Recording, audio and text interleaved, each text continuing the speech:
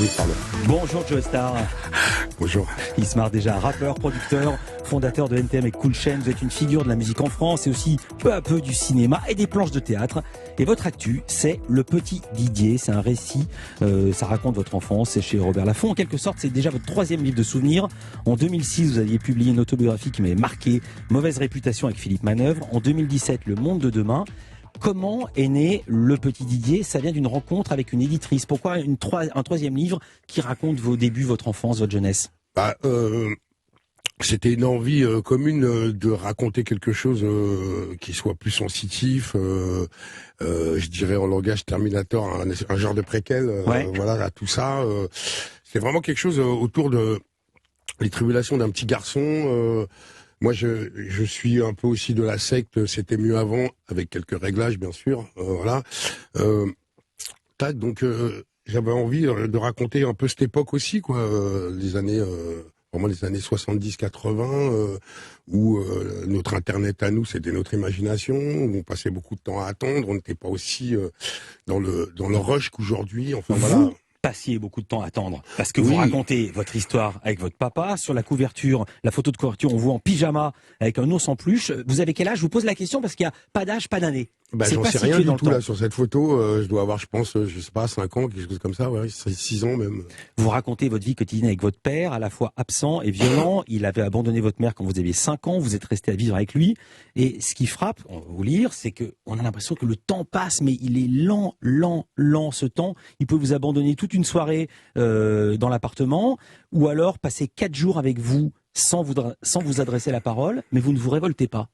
Bah non, mais je suis très jeune à l'époque, et puis surtout je n'ai que lui, et puis effectivement, je suis très vite devenu, comment dire, j'ai très vite appris à suspendre le temps, quoi. Voilà, je crois que c'est un peu comme ça qu'on peut le dire. Il impose des règles absurdes, interdiction de manger 2 yaourts de suite, par exemple. Oui, bon. Je l'ai citée parce qu'elle est absurde, et vous la citez elle-même. Vous dites, mais pourquoi cette interdiction?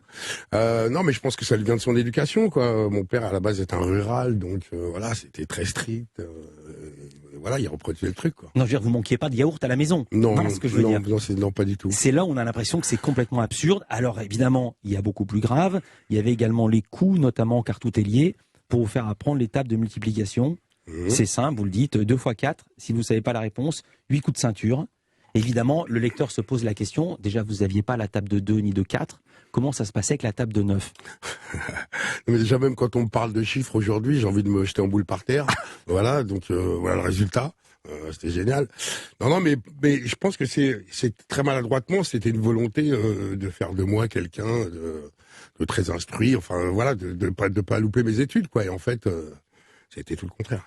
Ça va même plus loin, parce que comme il vous trouve mauvais en mathématiques, il organise une séance de vaudou pour vous désenvoûter, vous faire apprivoiser les mathématiques, raconter la séance, parce qu'on a peine à le croire. Je l'ai lu, je l'ai relu.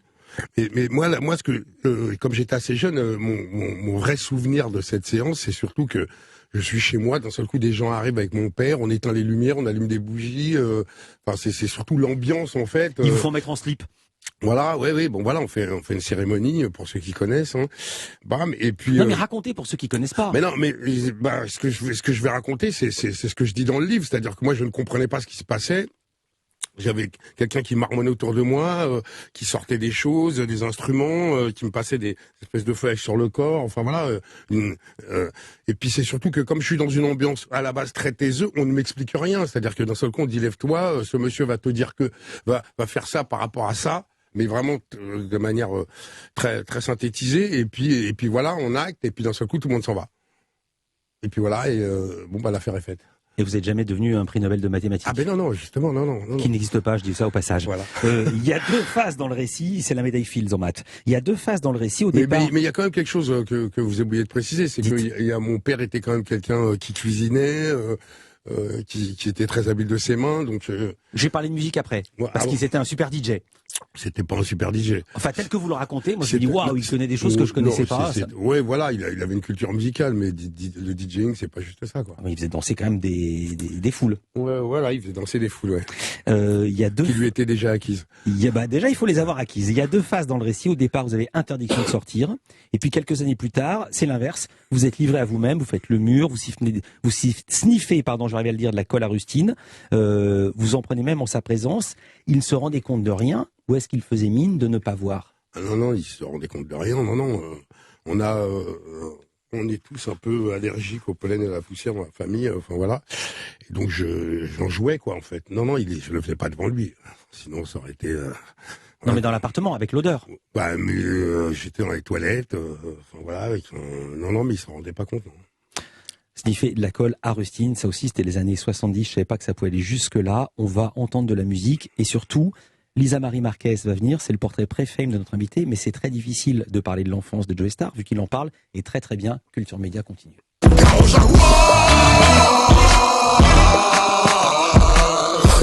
Europe 1, Culture Média.